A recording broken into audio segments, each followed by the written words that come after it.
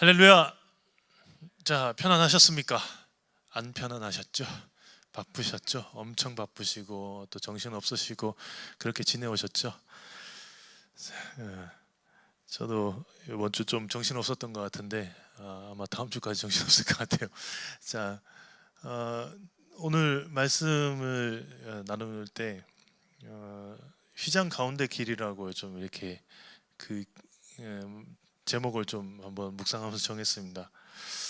얼마 전에 아내가 집에서 TV를 보고 있었어요. TV를 보고 있는데 뭘 그렇게 보나 하고 이렇게 보니까 이 김창옥 씨가 나오는 김창옥 쇼를 이렇게 요새 열심히 보더라고요. 저희 아내가 열심히 보고 있던데, 그래서 저도 이렇게 있다가 제 일 좀 하다가 와서 뭘 보나 하면서 와가지고 나와서 봤어요. 보는데 이 김창옥 씨가 자신이 상담하던 사람의 이야기를 쭉 이렇게 하고 계시더라고요. 그래서 이렇게 들어보니까 이 피상담자인 그분이 여성분인데, 재밌게도 역시나 그분도 상담 치료하시는 분이셨어요. 상담 치료하시는 분. 그런데 말투가 굉장히 딱딱해요. 선생님, 저 왔어요. 그거 왜 그런 거예요? 무슨 막 되게 딱딱하고 차갑고 하는 그 새소리 나는 듯한 음성이죠. 그런 소리로 막 말씀을 하셨대요. 딱 들으면 저 화나 있나? 나한테 화났나? 하는 그런 목소리 있잖아요. 그런 목소리를 계속 말씀을 하시더래요. 그래서 이 김창옥 씨가 상담을 하면서 그런데 말투가 원래 그러시냐? 목소리가 원래 그러시냐? 묻기를 시작해서 상담을 쭉 이렇게 진행을 했대요. 그래서 상담을 하면서 나중에 알고 보니까 이 피상담자가 어릴 때 어마어마한 트라우마가 있었던 거예요. 뭐냐면 집에 남동생하고 자기하고 이 둘이 있었대요. 형제가 집에 4인 가족쯤 됐던 것 같아요. 그런데 이 남동생이 어릴 때 어떤 이유에서인지 어느 순간부터 자다가 악몽을 꾸기 시작했대요. 자다가 악몽을 꾸다가 벌떡벌떡 깨요. 벌떡벌떡 깨면서 잠을 잘 못 자고 자꾸 악몽 꾸니까 무섭잖아요. 그래서 불안도가 되게 높아지고 잠도 잘 못 자고 막 그랬대요. 그러니까 사람이 조금 몽롱해지는 거죠. 평소에도. 밤에 자다가 악몽을 꾸다가 화들짝 일어났을 때 현실과 꿈속을 이제 구분 못하는 단계까지 온 거예요. 이 동생이. 하루는 이렇게 자고 있는데 동생이 퍼뜩하고 일어나더니 바깥으로 막 나가서 집 앞에 있는 그 흐르고 있는 강이 있었는데 거기로 자꾸 들어가더래요. 이렇게 들어가더래요. 놀래가지고 애를 잡아가지고 살렸는데, 왜 그랬냐고 하니까 동생한테 자는데 꿈을 꿨는데 뒤에서 뭔가 막 쫓아오더래요. 막 가다가 제가 깬 거예요. 깼는데 뒤에서 계속 쫓아온다고 생각하니까 도망을 계속 가는 거예요. 물속으로 들어가는 거예요. 계속.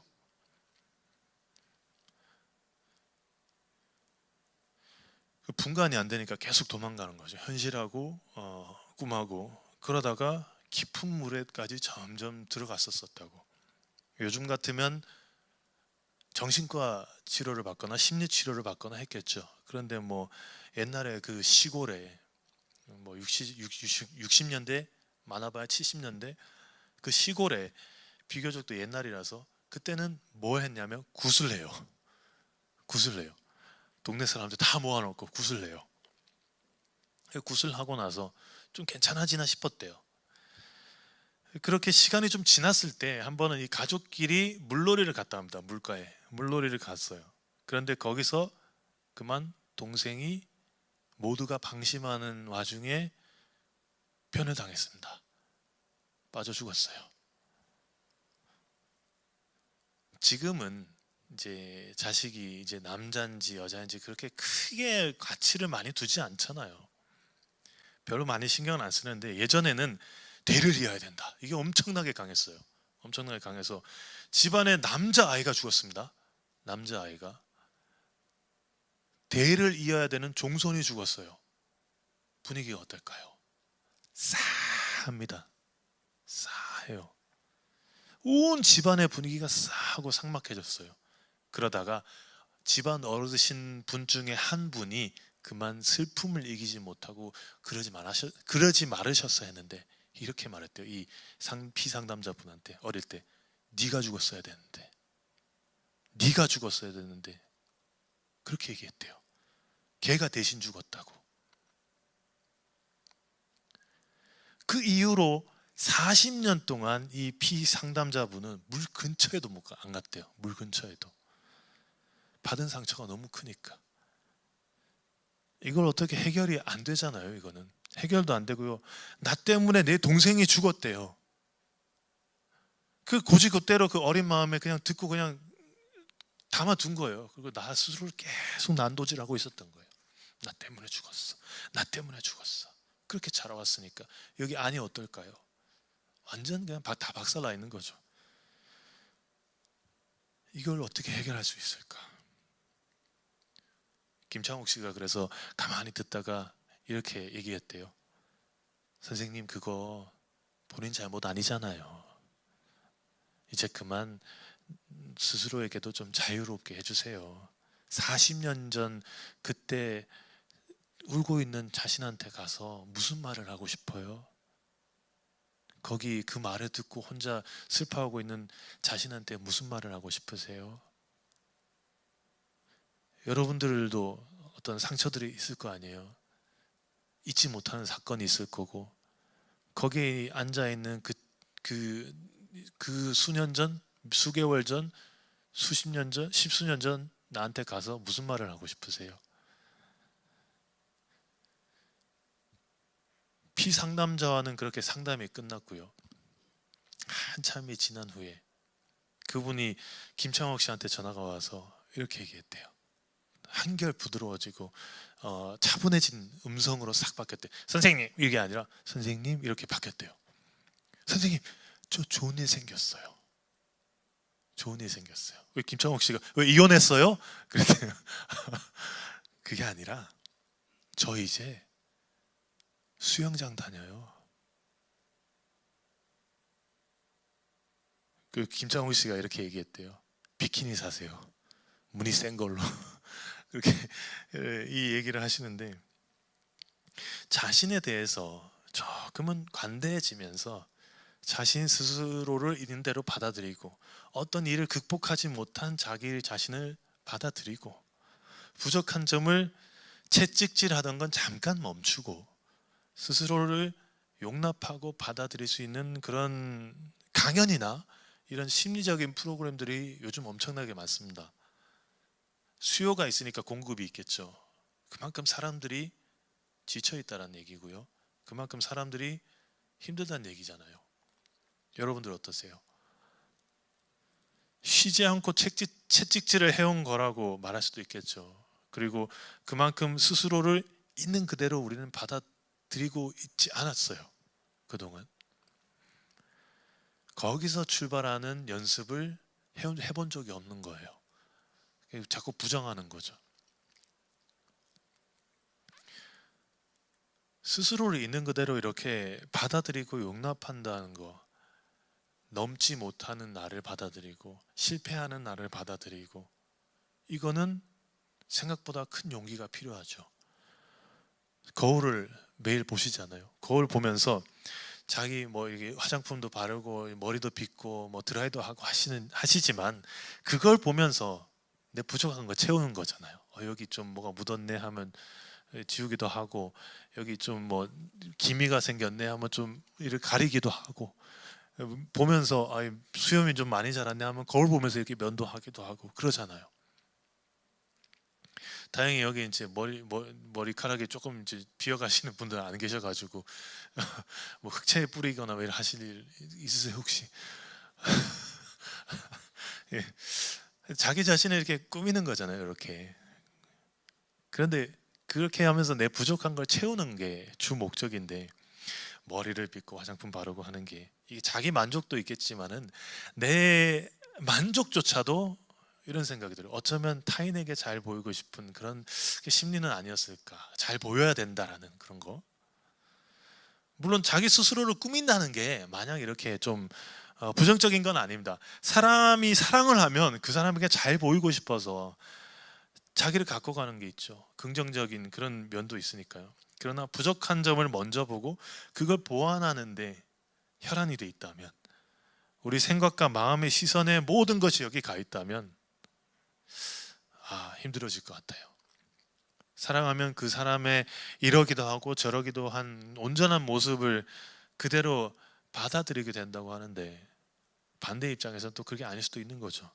어떻게 하면 더 잘 보일 수 있을까? 어떻게 하면 더 매력 있고 멋진 사람을 보일 수 있을까?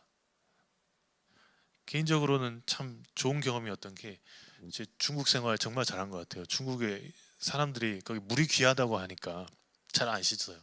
우리 요즘 뭐 이제 제 기술이 좋아져 가지고 잘 씻던데, 물에 석회질이 많아요. 그래서 한번 씻잖아요. 씻으면 엄청 건조해져요, 몸이. 그래서 씻으면 씻을수록 더 피부가 더 안 좋아지는 거예요. 그래서 계속 뭘 발라줘야 되고 관리해줘야 되고 해요. 근데 그거를 충분하게 누릴 수 있는 사람이 별로 없거든요. 그래서 잘 안 씻는 사람들이 있어요. 어쨌든 저는 외출 한 번 하려면 전에는 1시간씩 걸렸어요. 말씀드린 바가 있지만, 가까운 친척 집에 가서도 저 잘 때도 여기까지 단추 잠그고 양말 다 신고 딱 이래 가지고 이렇게 누워서 잤었어요. 그런 사람이었는데 반듯하게 누워서 미동도 안 하고 그냥 잤습니다. 중국 가서 완전 바뀌었어요. 완전 바뀌었어요. 한 일주일 안 씻고 그냥 막 돌아다녀요. 파자마 입고 그냥 집 앞에 막 돌아다녀요. 아무도 나를 신경 안 써요. 머리에 막 기름 덕지덕지 돼가지고 까치집 돼가지고 돌아다니는데도 나를 아무도 안 봐. 너무 좋더라고. 네. 생각해 보면 그때 들었던 생각이, 길을 다니더라도 생각보다 나를 신경 쓰는 사람은 별로 없다. 나를 그때 당시에 저 뭐 저래라고 하고 지나갈 수도 있어요. 근데 나를, 저 사람하고 나하고 별로 상관없는 사람이잖아요. 고향이 제가 경북 영주입니다. 굉장히 유교 문화가 센 곳이에요. 그러다 보니까 또 부모님께서 매사에 예의를 굉장히 강조를 하셨어요. 제가 처음에 20살 때 염색을 딱 하고 새노랗게 한번 탈색을 쫙 하고 온 적이 있거든요. 그때 집에 딱 왔는데 아버지가 저를 딱 보더니 꿇어. 그래서 꿇었어요, 저 그냥. 그리고 나서 한 1시간 동안 훈계를 들었던. 예. 어디 감히 부모가 준 그 신체에다 그럼 훼손을 하냐, 그러면서 뭐. 그럼 속으로는 그러죠. 아버지 그럼 손톱은 왜 깎고 머리는 왜 자르고. 말은 안 했어요. 자, 그런데 흐트러진 내 자신을 절대로 남에게 보여주면 안 되거든요. 유교 문화가 센 곳에서는 그렇게 생각을 했고, 만약 사람을 만나는데 관계에 있어서 조금만 실수도 용납을 안 하는 거예요. 근데 살다 보니까 그게 아니더라고요.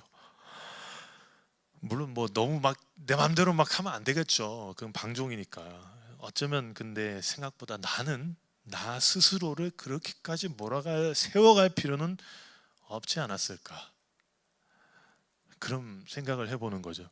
자신을 몰아세워가는 게 때에 따라서는 이 성장을 위해서 필요하기는 해요. 한데 왜냐하면 그 자신을 갖고 가고 자신을 조금 더 성숙한 사람으로 만들어가는 그런 계기가 되니까. 근데 매사에 모든 시간과 모든 공간에서 그걸 강조한다면, 해야 된다면 숨쉬고 살 수 있겠어요? 이렇게 저도 이렇게 있지만은 집에 가면은 저 그냥 막 파자마 입고 막 퍼질러져 있고 막 머리 막 까치집돼 있고 막 저도 이런 그런 모습 있을 거 아니에요. 그냥 착한 아이 증후군이라고도 하죠. 내가 버림받을까 봐 두려워서 내 감정과 생각을 숨기고 순응하면서 착한 아이가 되어야 된다, 착한 사람이 되어야 된다라고 믿기 때문에 나를 지으신 하나님께서 나에게 주신 모습들이, 고유의 모습들이 분명히 있을 거예요. 각자 있을 텐데 그걸 못 받아들이는 거죠. 실수하기도 하고 부족하기도 하고 한 걸. 그래서 사람이 딜레마에 빠지는 거고요. 우울증이 오잖아요. 찬양하죠. 있는 모습 그대로, 있는 모습 그대로 오시오 하죠. 찬양할 때. 근데 그렇게 하면서 왜 그렇게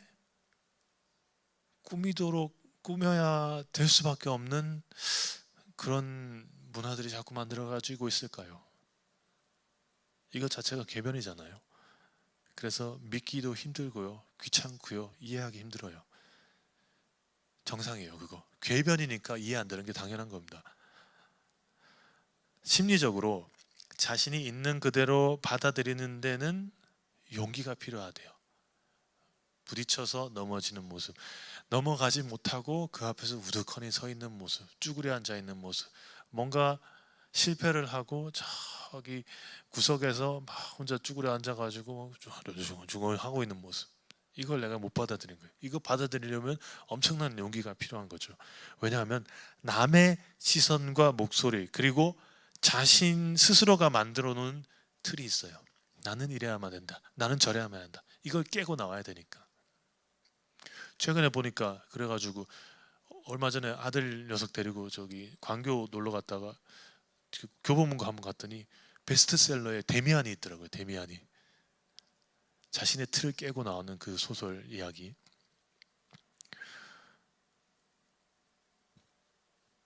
경험도 없고요, 해본 적도 없고요, 뭔지 모르는 미지의 영역이에요. 거기에 발을 들여놔야 되니까 두렵죠. 그래서 용기가 필요합니다. 그런데 한 가지 주의해야 될 것은 이 용기가 객기가 되는 순간이 있어요. 객기가. 근데 이거는 우리가 그러면 망나니가 될 수밖에 없기 때문에 자유가 아니라 오히려 또 다른 족쇄를 내 발목에 채우는 거니까 그런 어리석은 사람이 될 수도 있어요. 무마음이 되는 거죠. 그저 내 마음대로 멋대로 하는 그런 개차반이 될 수도 있는 겁니다. 그래서 조심해야 되는데, 옛날에 노자라는 분이 이렇게 이야기했더라고요. 과감하게 하는 용기가 있으면 죽고 과감하게 하지 않은 용기가 있으면 산다. 이 두 가지에서 어떤 것은 이롭고 어떤 것은 해롭다. 자연이 싫어하는 것에 대하여 누가 그 이유를 알겠는가? 그래서 성인은 오히려 망설인다.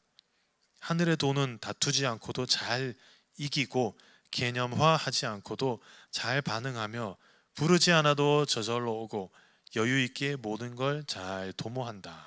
이렇게 말씀을 하셨더라고요. 일반적으로 용기다라고 하면 내가 모르는 곳으로 발을 내디디면서 무엇인가를 극복하는 그런 거잖아요.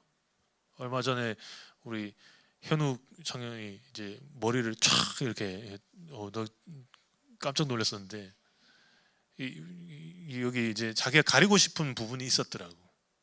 그래서 머리를 계속 길러왔는데 촥 깎았어요.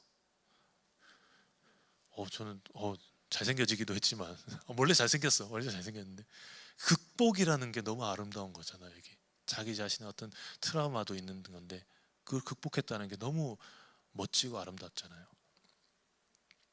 그러니까 앞으로 나가는 거, 이것도 중요해요. 근데 또 더 중요한 게 용기는 앞으로 나갈 때 사용하는 말만 사용하는 게 아니라 모두가 앞으로 나가려고 하지만 가끔씩은 그냥 가만히 있는 거, 아니면 뒤로 한 발 물러서는 거, 때에 따라서 걸어가던 길에 잠깐 멈춰서서 나 뭐 하고 있지? 다 뛰어가고 있지만 잠깐 멈춰서서 잠깐 생각해 보는 거, 행동하는 것보다는 버리기 위해서 행동하는 거, 얻기 위해서 행동하는 것보다는 버리기 위해서 행동하는 거, 이것도 용기가 될 수 있거든요. 그래서 용기는 무마함과 다른 거죠. 주어진 상황에서 내 생각이나 내 이익이나 욕심이나 다른 의견을 잠시 밀어놓고 신중하게 생각해요. 잠깐만 하고 잠깐 생각해 보는 거예요. 반드시 필요한 게 뭘까? 지금 그걸 할 수 있는 게 용기인 거죠. 보통 가만히 보면 용기를 내는데 그걸 너무 과감하게 하면 목표를 삼고 있는 것이 무엇이든지 간에 거기에 대해서 눈이 멀어 있는 경우가 허다해요. 반대로 과감하지 않을 용기는 자신의 감정에 휘둘리지 않고 조금 더 개인의 목적도 내려놓고 모두의 안전과 평안을 위해서 그 행동으로 옮기게 됩니다. 이로움과 해로움이 있는데 이 두 가지가 서로 다른 선상에 있는 게 아니에요. 같은 선상에서 있어요.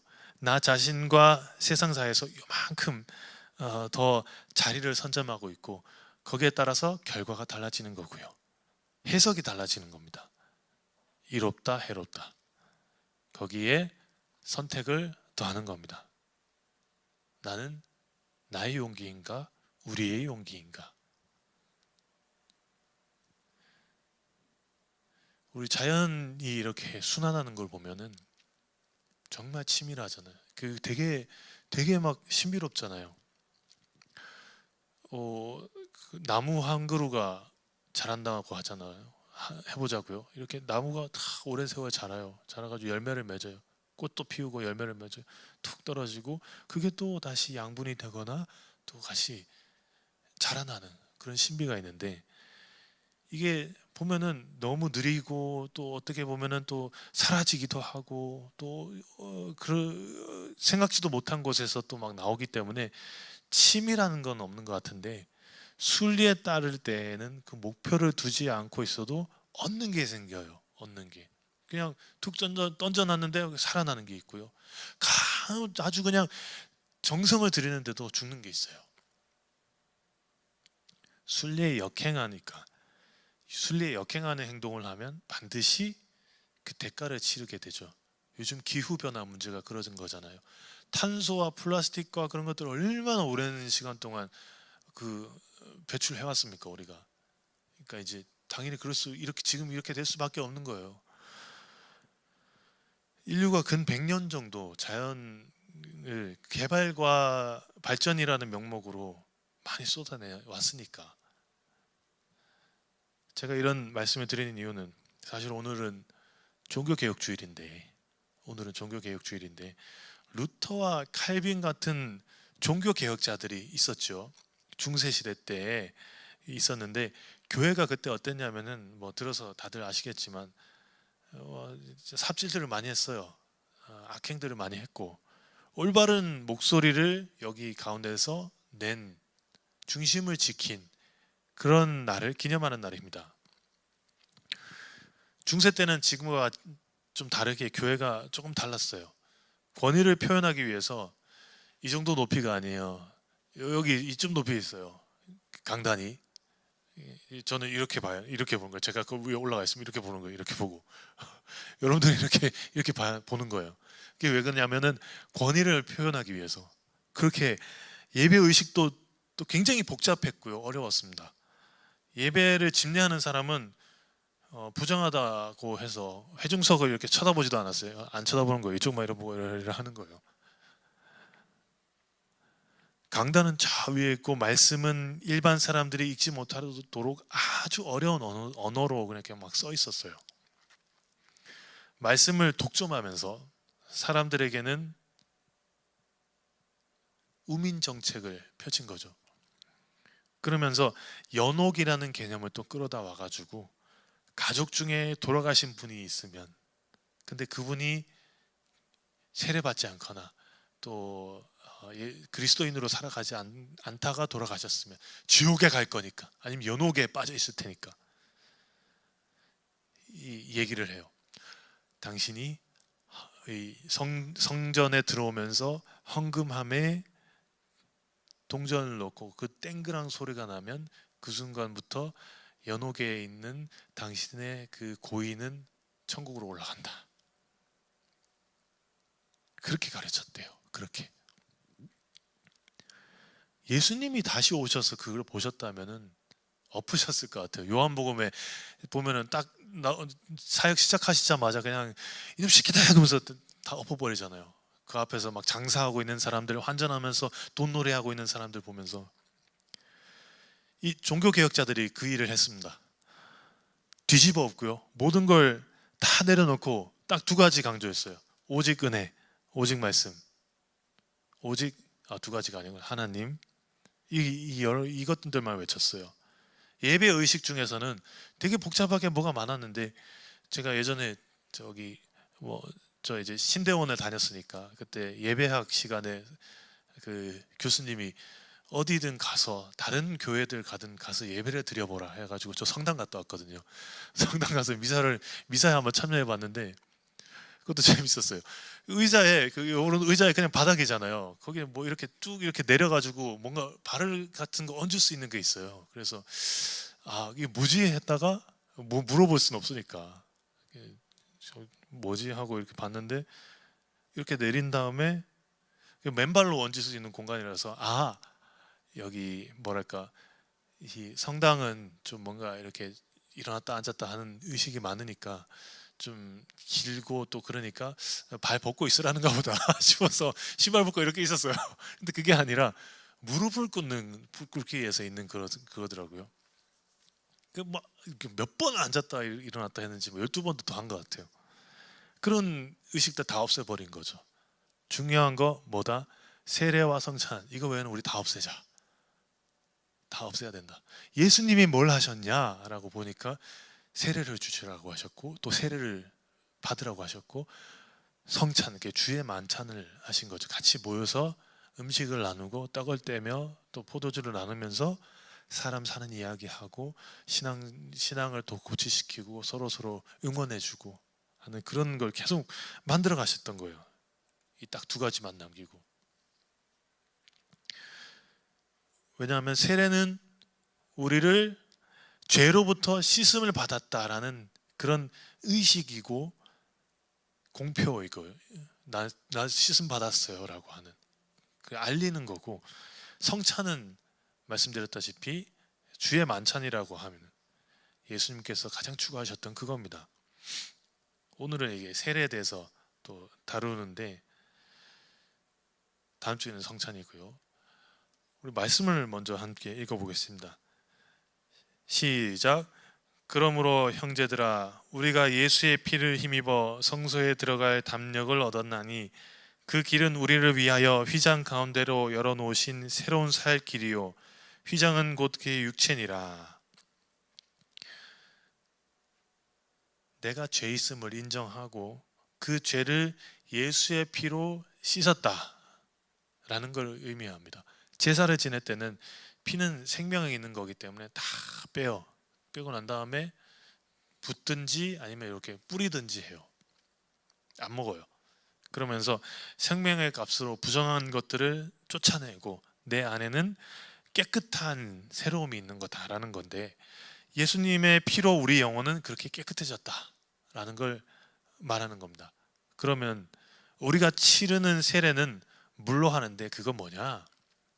사실 세례라는 것 자체가 죄의 용서와 정화를 이루는 게 아니에요.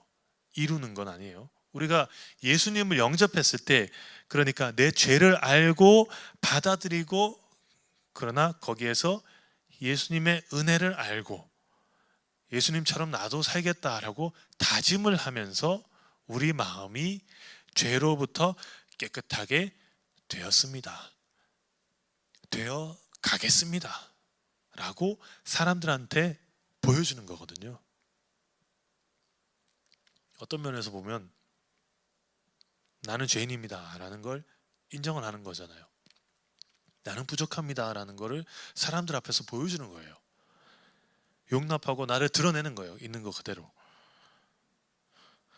나 자신의 죄와 부족함을 꾸미지 않습니다. 하나님 앞에 사람 앞에 그냥 그대로 드러내요. 그렇지만 예수님으로 인해서 죄 사함을 받았다라고요. 자기 결점을 감추는 게 아니에요. 그게 우리 마음이겠지만 용기를 내는 거예요. 나는 이런 사람입니다. 그런데 그 용기는 굉장히 어렵다라고 했는데, 왜냐하면 내 힘으로 하려니까, 내 생각으로 하려니까. 친구끼리, 연인끼리, 부부끼리 다투기라도 하면 먼저 미안하다는 얘기하는 게 그렇게 어려워요. 왜냐하면 내 힘과 내 생각으로는 제가 잘못했는데 이거밖에 생각 안 나거든요. 이거밖에 생각 안 나요. 왜 전에도 저랬고 지금도 저러고 막 그 생각밖에 안 나거든요. 생각하면 할수록 더 화만 나요. 성경은 말씀합니다. 함께 읽어보겠습니다. 시작. 우리가 마음의 뿌림을 받아 악한 양심으로부터 벗어나고 몸은 맑은 물로 씻음을 받았으니 참 마음과 온전한 믿음으로 하나님께 나아가자. 성령께서 우리 마음을 부드럽게 하시는 겁니다. 마른 마음은 이런 땅하고 비슷한 것 같아요. 마르다 못해가지고 그냥 쩍쩍 갈라져 있는 거예요. 근데 여기에다가 물 준다고 막 그 전에 어떤 대통령께서 전 대통령이셨던 분께서 여기다가 저런 논두렁에다가 그냥 막 그 소방차 물 대포로 막 쐈잖아요. 욕을 했잖아요, 사람들이. 이거 다 이제 다 죽일 거냐고. 수분을 아예 품지 않고 있기 때문에 저기다가 갑자기 물을 탁 부으면 홍수 나잖아요. 다 쓸어갈 뿐입니다. 땅은 그대로 말라 있어요.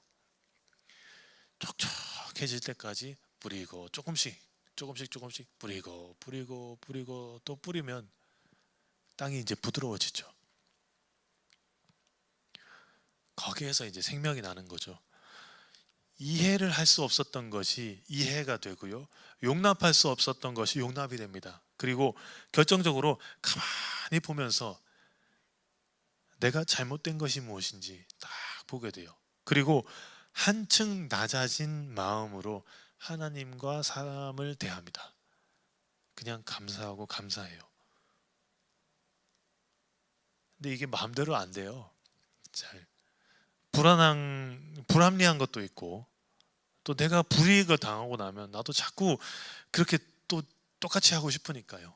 점점 말라가요. 내 감정도 마르고요.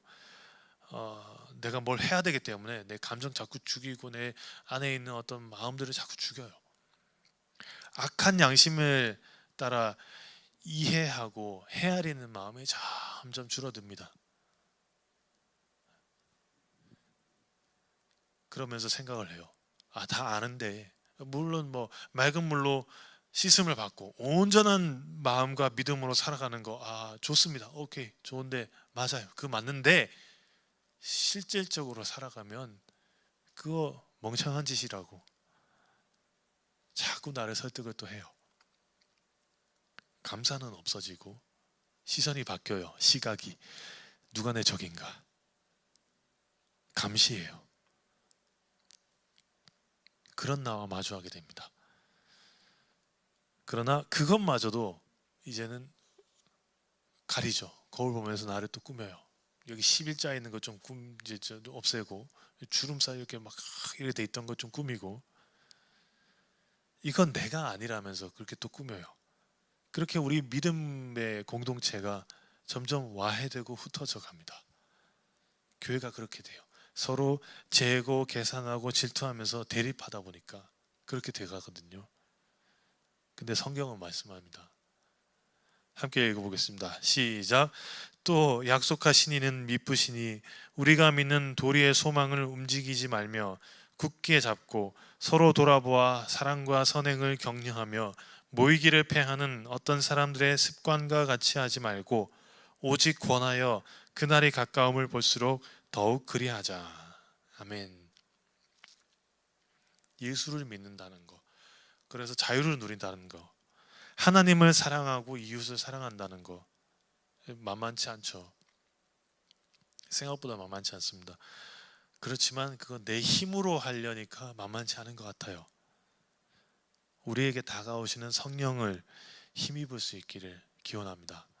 그래서 우리가 세례를 받고 또 세례식도 치르지만 세례로 끝나는 게 아니라 매일 매 순간 예수님의 보혈을 힘입어서 나를 마주할 용기, 그런 나를 용납할 용기, 또 더 나아가서는 그걸 드러내고 주어지는 하나님의 채우심, 나를 비울 때 채우신 그 채우심, 그 은혜를 누리실 수 있기를 소망합니다. 로안 윌리엄스라는 그 한 신학자분께서 이렇게 말씀하셨더라고요. 세례받은 삶이란 우리에게 서로를 향해 그리고 세상을 향해 불편하지만 꼭 필요한 질문을 제기할 수 있는 용기와 지혜를 제공해 주는 삶입니다. 또 화해를 이루고 다리를 놓고 깨진 관계를 복원하기 위해 애쓰는 삶입니다. 세례받은 삶은 정의와 자유를 추구하는 삶이요, 그 자유로 인간 사회의 삶을 하나님의 지혜와 질서와 정의가 반영된 곳으로 만들기 위해 힘을 합쳐 일하는 삶입니다.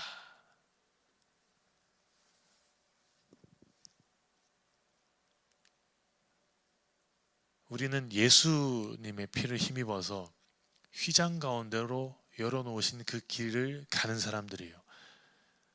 중간에 뭔가 필요 있는 게 아니에요. 하나님이 가려져 있는 것도 아니에요. 예수님이 딱 돌아가시면서 휘장이 위로부터 쫙 찢어졌어요. 위에서부터. 사람이 찢은 게 아니라 예수님이 그 길을 열어놓으셨어요. 누군가 중재자가 필요한 것도 아니고요. 누군가 막 나를 위해서 뭘 해줘야 되는 것도 아니에요. 내가 하나님을 대면할 수 있어요. 그 대면할 때 나에게 주시는 시선이 있을 거고요. 나에게 주시는 말씀이 있을 거예요. 그 길이 있거든요. 돌아가지 말자고요. 그 길을 따라가면서 하나님께서 예비하신 천국이, 그 나라가 우리에게는 다가올 겁니다. 이번 한 주도 살아가시면서 휘장 가운데로 내놓으신 길이 있는데 하나님과 나가 직접 대면하는 길이 있을 거예요. 보통은 보면은 나를 힘들게 하는, 나를 짜증나게 하는, 나를 괴롭게 하는 그게 많더라고요. 그 길 가운데서 하나님께서, 예수님께서 이걸 통해서 도대체 나한테 하시는 말씀이 무엇인가, 그 의문들이 있으실 텐데 거기에 또 기도하시면서 해답을 하나님께서 주시기를 기원합니다. 기도하겠습니다. 하나님, 예수님께서 우리 죄를 위해서 그 한 몸을 던져 온전한 속죄를 이루셨음을 압니다. 그렇게 속죄해 주셔서 우리가 주의 자녀로 살아갈 수 있음에 감사합니다.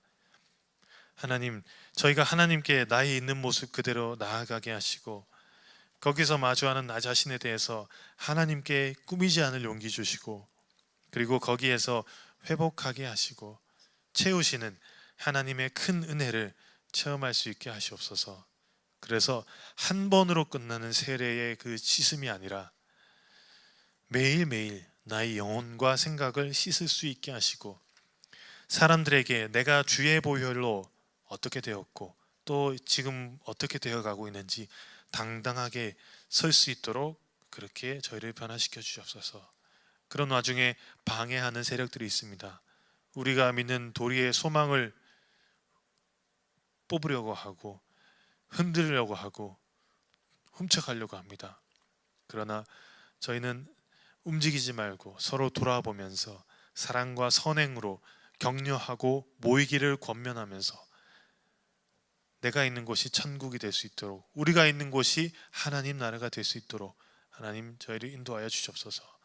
한 주간 동안의 삶도 동행하실 줄 믿고 예수님의 이름으로 기도합니다. 아멘.